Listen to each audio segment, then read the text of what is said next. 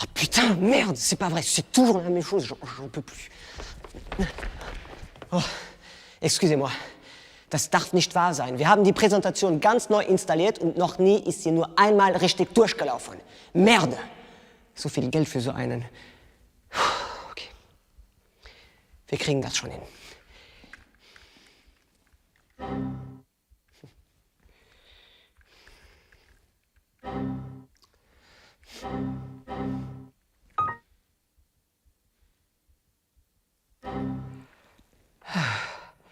Na gut, keine Panik. Die Fernbedienung funktioniert ja immerhin. Dann machen wir das eben ganz klassisch und ich werde Ihnen etwas über unsere Adolfbrücke erzählen. Warten Sie mal. Da. In der Hoffnung, dass die Brücke so lange andauert wie die Unabhängigkeit des Großherzogtums Luxemburg und die Liebe meines treuen Volkes. Ich gebe 3 Schläge im Namen des Vaters, des Sohnes und des Heiligen Geistes. Das sprach Großherzog Adolf am 14. Juli 1900 bei der feierlichen Grundsteinlegung. Nun, Luxemburg gibt es noch immer, die Adolfbrücke ebenso. Und die Liebe des Volkes? Naja, mag sein, dass sich der ein oder andere ärgert, dass er gerade die Blouberec, die Behelfsbrücke, benutzen muss. Die Fahrradfahrer ärgern sich jedenfalls noch mehr, da es derzeit keinen Radweg gibt. Die Geschichte der Adolfbrücke beginnt ja nicht mit der Grundsteinlegung. Schauen Sie mal. Es musste eine Verbindung zwischen der Oberstadt und dem Bahnhofviertel geschaffen werden. Die Festung war geschleift, die Stadt wächst. Es war klar, dass es sich hier um eine Lebensader handeln würde. Insbesondere, weil die Schmalspurbahn Luxemburg-Echternach dann das Petrustal überqueren können würde. Deshalb war auch das Geld da. Die Brücke wurde aus dem Budget für den Eisenbahnbau bezahlt, das wiederum aus Lizenzgebühren für den Eisenbergbau stammte.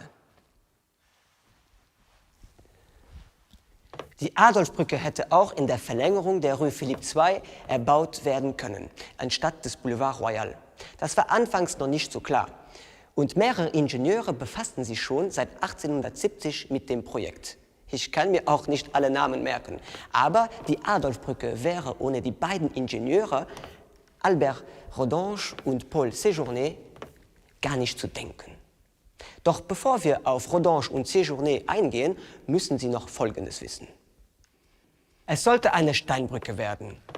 Dies hatte den Grund, dass ausschließlich einheimische Steine aus Luxemburger Steinbrüchen verwendet werden sollten. Vor allem aus dem staatlichen Steinbruch Verlorenkost. Spart natürlich Geld und das Geld bleibt im Land. Aber dazu später mehr. Am Bau waren jedoch französische Steinmetze aus der Firma Fougerolles Frères aktiv. 1893 also wird der Ingenieur der Bauverwaltung, das war eben dieser Rodange, mit dem Projekt befasst. Er entwarf einen gewagten Plan mit einem Zentralbogen von 76,88 Meter Spannweite. Das war ein waghalsiges Unternehmen, weshalb Rodange zunächst eine ähnliche Brücke über der Sauer nahe Burscheid errichten ließ. Deren Bogen hatte immerhin eine Spannweite von 38 Meter. An ihm sollte modellhaft das Verhalten der Steine und die Techniken des Baus geprüft werden. Ich kann mir vorstellen, Rodange war dann vielleicht ein klein wenig gekränkt, als sich die Luxemburger Regierung an die französische Bauverwaltung wandte, mit der Bitte, Rodanges Pläne zu überprüfen. Man muss dafür Verständnis aufbringen. Die Adolfbrücke war ein solch ambitioniertes Projekt, da konnte man nichts dem Zufall überlassen. Schließlich wird der Spezialist für gemauerte Bogenbrücken schlechthin mit dem Projekt betraut. Paul Séjourné. Diesem Mann wurde bereits im Alter von 35 Jahren der Orden des Chevalier de la Légion d'honneur verliehen, für den Bau verschiedener Eisenbahnbrücken mit großer Spannweite. Ein wirklich außergewöhnlicher Mann.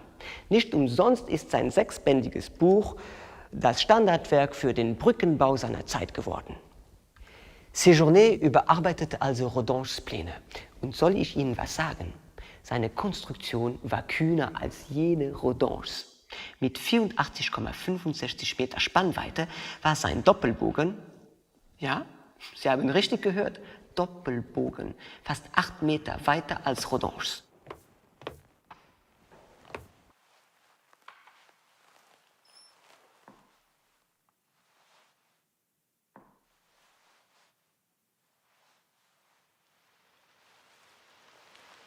Das ist der Hoffotograf Charles Bernhöft.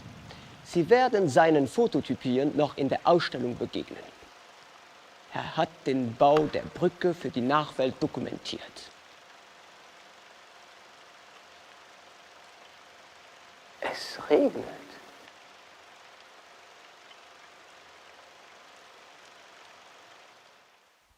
Jetzt aber zu dem spannenden Teil, dem Bau der Brücke. Was Rodin und Séjourné da ersonnen haben, ist wirklich atemberaubend, nicht nur für die damalige Zeit. Schauen Sie selbst. Interessant ist natürlich der zentrale Doppelbogen. Kommen Sie mit.